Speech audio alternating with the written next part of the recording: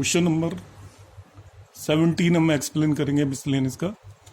x equal to a into cos t plus t sine t and y is equal to a into sine t minus t cos T.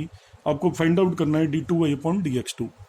ये question में कोई खास बात नहीं है, parametric form है, मगर d2y अपॉन dx2 निकालने में जनरली स्टूडेंट मिस्टेक करते हैं, तो इसे आप नोट करके रखें कि आपसे मिस्टेक नहीं होनी चाहिए। और आपको ध्यान रखना है कि जब भी पैरामेट्रिक फॉर्म में डबल डेरिवेटिव निकालने में क्या प्रिकॉशन लेनी है। ये डबल डेरिवेटिव की वजह से इंपॉर्टेंट हो जाता है। यदि आप ध्यान नहीं रखेंगे तो आपको आते हुए भी आप मिस्टेक कर सकते हैं। तो हम जब पैरामेट्रिक फॉर्म को करते हैं तो पहला स्टेप हम x को विद रिस्पेक्ट टू t करेंगे, dx बाई dt निकालेंगे, विद रिस्पेक्ट टू t कर रहे हैं, राइट साइड में a एज इट इज, और आपने cos t का डिफरेंशिएशन किया माइनस साइन t हो गया। इस t साइन t को प्रोडक्ट रूल से करेंगे। कैसे करेंगे? t as it is differentiation of sine t, अब sine t as it is differentiation of t। Differentiation को मैं डैश लिख के रिप्रेजेंट कर रहा हूं यहां पे। It is equal to a minus sine t plus t, sine t का हो जाएगा cos t, प्लस ये साइन t आएगा बिकॉज t का डिफरेंशिएशन होगा 1। So this sine t is cancelled out by sine t, you will have it is a t cos t, that is the dx by dt हमने निकाल लिया। 1 लिख देता हूं, इसको यहाँ पे जरूरत पड़ेगी इसलिए 1 लिख रहा हूं।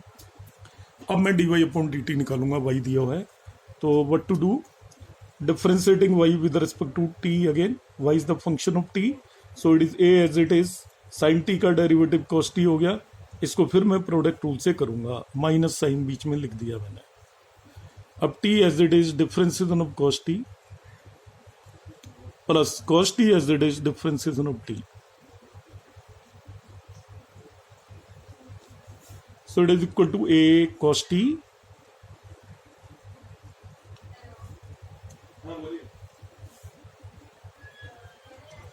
ये हो गया माइनस टी साइन टी, ये हो गया cos t। ओपन कर दीजिए ब्रैकेट को, so this is a into cos T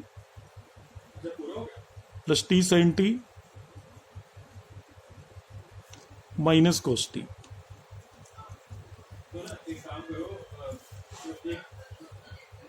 So it is 80 sin t।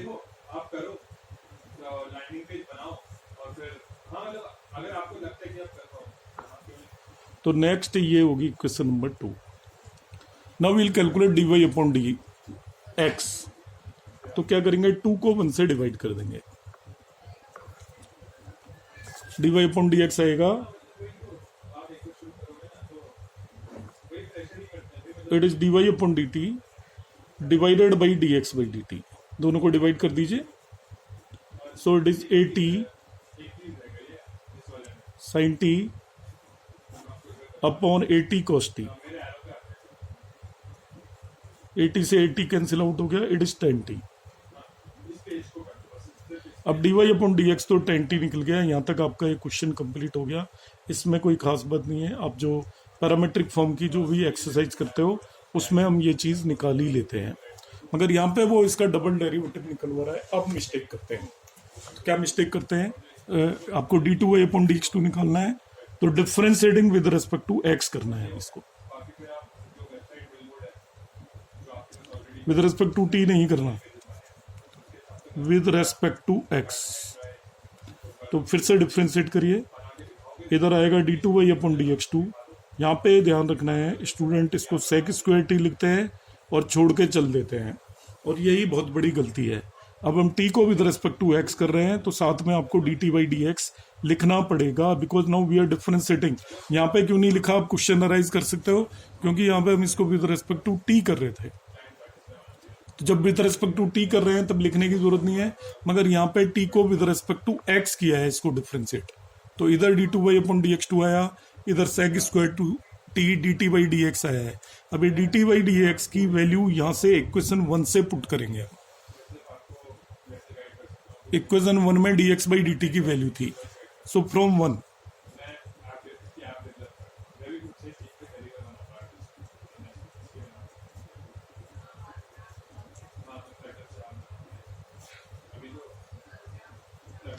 80 cos t हो गया। देखिए इससे पुट कर दीजिए तो d2y upon dx2 equal to sec square t 1/80 cos t। ये हमारा आंसर होगा। आप इसको बैक में देखेंगे तो that is sec cube t divided by 80, that would be the answer. So take care of this step in this one particular question. इस स्टेप का आप ध्यान रखेंगे कि इस स्टेप में आपसे भूल ना जाए, ये गलती ना हो, ये मिस्टेक ना हो, और ज़्यादातर स्टूडेंट से मिस्टेक हो जाती है। अब आता है आपका question number 23, that is also very important, जिसे मैं वेरी इंपॉर्टेंट लिख रहा हूँ। समझ लीजिए एग्जाम पॉइंट ऑफ व्यू से वो बहुत ज़्यादा इंपॉर्टेंट हो जाता है। अब इसको करने के दो तरीके हैं। एक तो मैं d2y अपॉन dx2 निकालूं, dy अपॉन dx निकालूं और y निकालूं और उन सभी की वैल्यू यहाँ पे पुट करके इसे प्रूव कर दूं। तो बहुत सारी जगह ये मेथड है, मगर ये आपका टाइम कंज्यूमिंग है और मैनेज करने में डिफिकल्टी आ जाती है। एग्जाम में आपका टाइम बहुत ज़्यादा खराब कर देगा। तो मैं इसको डायरेक्ट तरीके से कराऊंगा, उसको आप सीखने की कोशिश करें।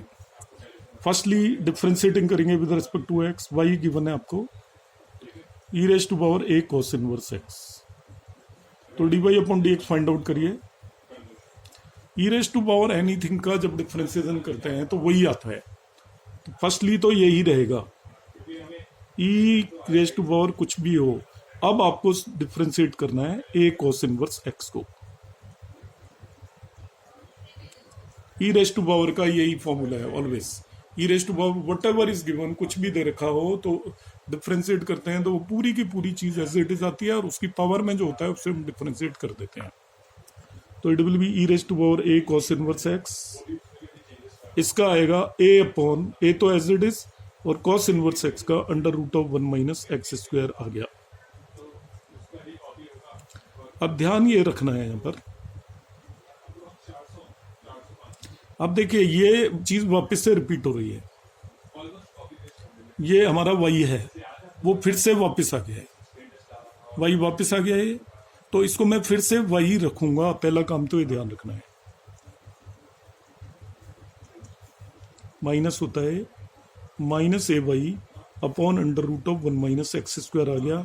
तो first thing you have to take care of this,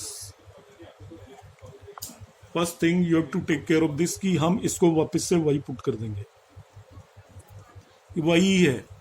एक मैं दूसरी जो टेक्निक आपको बता रहा हूं, जब भी आप डिफरेंशिएट कर रहे हैं, डबल डेरिवेटिव जब भी निकल रहे हैं, तो डिनोमिनेटर में कोई भी फंक्शन अवॉइड करिए। मुझे रेशो वाला फॉर्मूला लगाना ही नहीं है।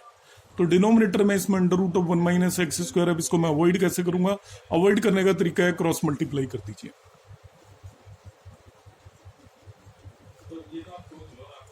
ये टेक्निक है।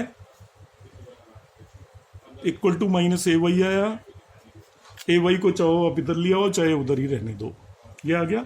Now differentiating it again with respect to x, क्योंकि आपको जाना है d2y अपॉन dx2 तक।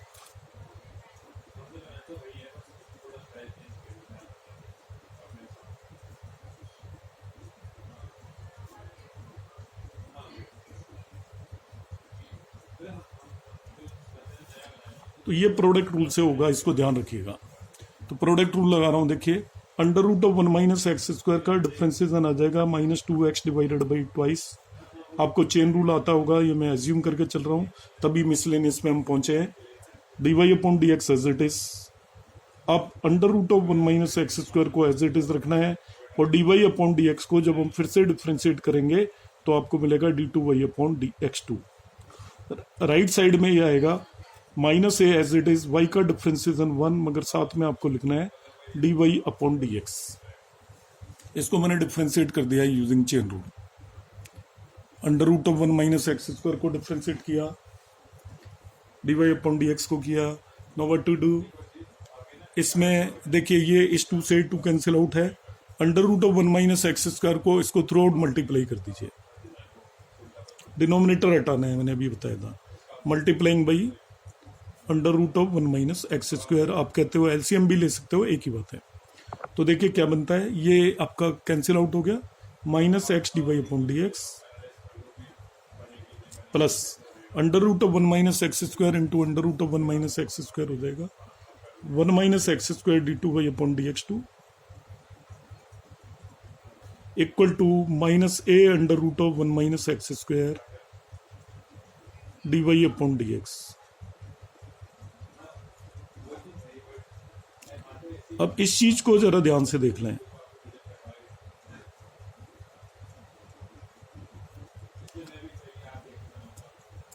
थ्री से d y upon d x into under root of 1 minus x square a y होगा, देख लीजिए माइनस ए वाई फ्रॉम 3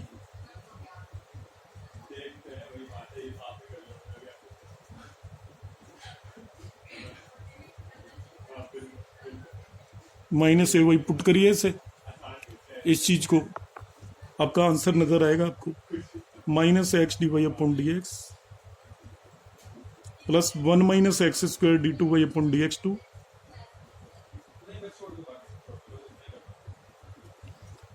इसको मैंने माइनस ए वाई पुट कर दिया, so it is equal to minus a square y. एक तरफ लाके अरेंज कर दीजिए, आपको जो प्रूव करना है वो हो गया। It is 1 minus x square d two y upon d x to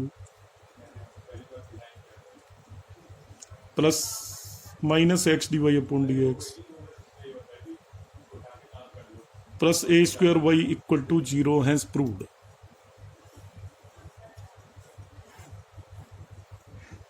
तो ये इन स्टेप्स का ध्यान रखना है, इस तरीके से हम इस क्वेश्चन को सॉल्व करेंगे तो ये आपका इजीली प्रूफ हो जाएगा।